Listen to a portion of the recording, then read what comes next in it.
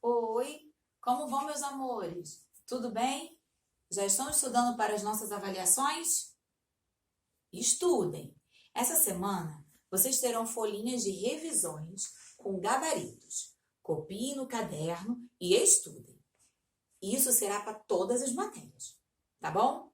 Vamos pegar o livro de ciências, páginas 66 até 69. Coloquem a data, hein? Nós mudamos o mês. 1º de julho de 2020. Vamos lá? Só aquele tempinho de vocês abrirem a página, colocar a data. Podemos? Muito bem. Cuidados com o solo no ambiente agrícola. Existem práticas que podem minimizar os impactos negativos do solo consequentes de atividades humanas. Vamos conhecer algumas dessas práticas a seguir. Adubação. Em ambientes naturais, restos de organismos como fezes de animais, folhas e galhos secos se acumulam sobre o solo. Fungos e bactérias se alimentam desses restos, decompondo-os. A decomposição resulta na liberação de sais minerais no solo, que são parcialmente absorvidos pelas plantas. Dessa forma, a decomposição contribui para manter o solo fértil. Porém, nas áreas cultivadas, as plantas geralmente são removidas após a colheita, e assim os nutrientes não retornam ao solo por meio da decomposição. Ao longo do tempo, com vários plantios e colheitas, o solo vai perdendo a fertilidade. A adubação é uma maneira de minimizar esse impacto. Ela consiste em adicionar compostos chamados adubos ao solo para enriquecê-lo em quantidade e variedade de nutrientes. Os adubos podem ser orgânicos ou sintéticos. Os orgânicos são compostos de esterco e restos de vegetais, enquanto os adubos sintéticos são produzidos industrialmente. A compostagem, aqui nas figuras. A compostagem é um método em que restos orgânicos de vegetais são empilhados e se decompõem até que se transformem em adubo orgânico. Na outra aqui ao lado. Entre os adubos sintéticos, os mais conhecidos é aquele que fornece os sais minerais N, P e K, que são os símbolos do nitrogênio, que é o N, o fósforo, que é o P, e do potássio, que é o K. Juntos, eles fazem as plantas crescerem mais rapidamente. Outro tipo de adubo, empregado principalmente em hortas e jardins, é o humus de minhoca. Ele é constituído de solo misturado com fezes de minhoca. As minhocas se alimentam de elementos orgânicos e minerais do solo, e suas fezes formam um composto rico em nutrientes. A última figura. As minhocas contribuem para melhorar a qualidade do solo. Vamos lá. Vocês já ouviram falar em adubação? Adubação significa ato ou efeito de adubar as terras para cultivo de lavoura. Isso aí, plantações, adubação, adubamento, elas têm que fazer a terra ficar fértil. E para se desenvolver, o vegetal retira do solo nutrientes. Com o passar do tempo, os nutrientes da terra vão acabando, empobrecendo o solo, que não pode ser mais usado para o plantio. É preciso que o homem enriqueça o solo com esses nutrientes. Isso é feito por meio de adubos que podem ser orgânico ou inorgânico. O que quer dizer adubo orgânico?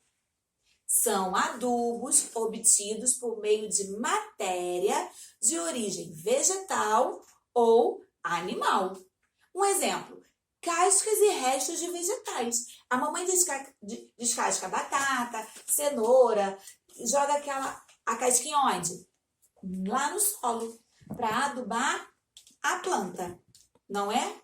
E o que é adubo inorgânico? São adubos obtidos a partir da extração mineral ou refino de petróleo. O exemplo, fosfato, carbonatos, cloretos e etc. Tá bom? Os fungos e bactérias fazem parte do processo de adubação. Outro tipo de adubo em hortas e jardins são as minhocas. As minhocas se alimentam dos alimentos orgânicos e as fezes delas ajudam a adubar a terra, ajudam a deixar o solo mais fértil, preparado para nascer outra plantinha. Tá bom? Agora vamos para a página 67. Tipos especiais de plantio. Os terrenos inclinados, como nos morros, são mais sujeitos à erosão, pois neles a água das chuvas escoa com maior velocidade. Existem técnicas que diminuem bastante a erosão em terrenos assim. Uma delas é o plantio em terraços, em que os canteiros são construídos como se fossem grandes degraus de uma escada. Dessa forma, a água das chuvas desce pelo morro com menor velocidade e não carrega grande quantidade de partículas do solo. Então, vamos lá. Essa primeira figura aqui, isso aqui é uma plantação de arroz em terraços, lá no Japão, 2016. É o plantio de terraços. Quando é inclinado assim, eles vêm fazendo degraus, que aí a água vai descendo aos poucos e não leva todo o solo. Agora vamos para os terrenos com plantio em curvas de nível. Em terreno menos inclinados, é possível fazer o plantio em curvas de nível. As plantas são cultivadas em fileiras curtas que acompanham a inclinação do terreno. Ao escorrer por esses caminhos, a água diminui de velocidade, o que reduz a possibilidade do solo ser arrastado. Então, aqui, ó, plantação de soja com base na técnica de curva de nível, em Londrina. Em muitas culturas, o solo fica descoberto entre o fim de uma colheita e o plantio da próxima. Nesse período, ele está mais sujeito à erosão. Cobrir o solo com folhas secas, palha e outros restos de plantas após a colheita é outra medida que ajuda a diminuir a erosão, além de manter a umidade. Além da água, o vento também pode carregar partículas de solo e provocar erosão. Plantar fileiras de árvores e cercas de arbustos em locais altos, onde venta muito, ajuda a diminuir a força das correntes de ar. Essas fileiras de árvores são chamadas de quebra-vento. Esse aqui é um terreno cultivado também. Ficam mais protegidos com restos vegetais. Além de evitar erosão, isso protege o terreno do sol forte e mantém a umidade da terra. Uma plantação em Rolândia. Então, plantio de terraços é uma técnica agrícola e de conservação do solo empregada em terrenos muito inclinados, permitindo seu cultivo o controle da erosão. Vocês lembram, né, da erosão que a gente estudou semana passada?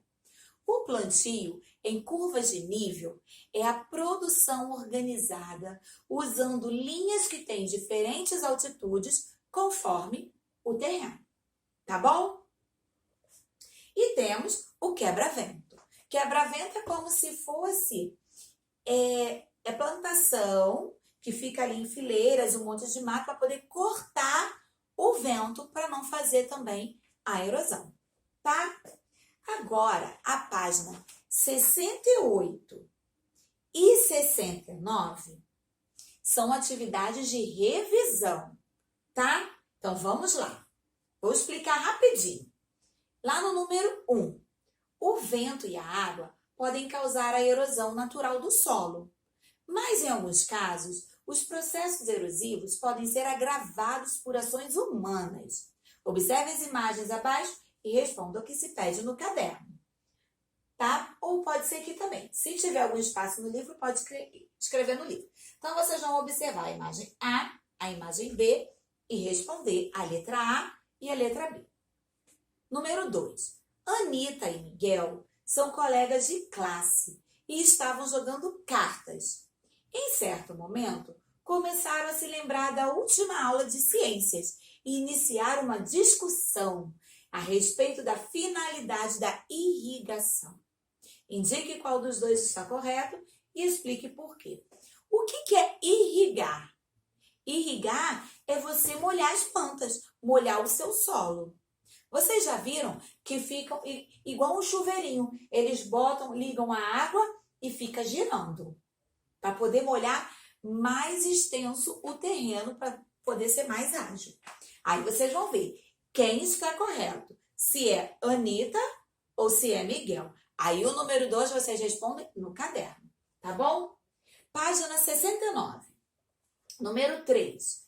Marque verdadeiro V ou falso F nas frases sobre desmatamento.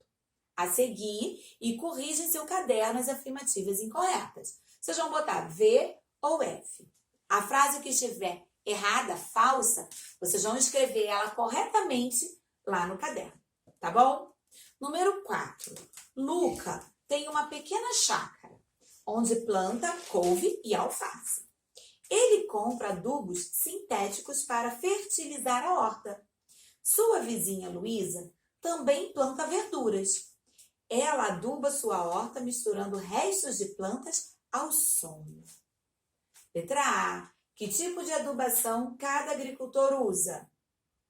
Nós temos o sintético e o orgânico, que pode ser o orgânico ou o inorgânico também. Então, respondam aí. E a letra B. Por que os restos de plantas podem ser considerados adubo? Essa é fácil. Número 5. As plantas dependem do solo para se desenvolver. Todos os animais dependem, direta ou indiretamente, das plantas para se alimentar. Portanto, o solo também é fundamental para a sobrevivência dos animais. Reflita sobre isso e converse com os colegas. O tema da preservação do solo recebe a atenção necessária? O que pode ser feito para conscientizar as pessoas da importância do solo para suas vidas? O nosso solo, ele é conservado? Ele é bom para o plantio, bom para os animais? Pensem e respondam, tá bom? Façam com atenção. E qualquer coisa, estarei por aqui, tá bom? Beijos!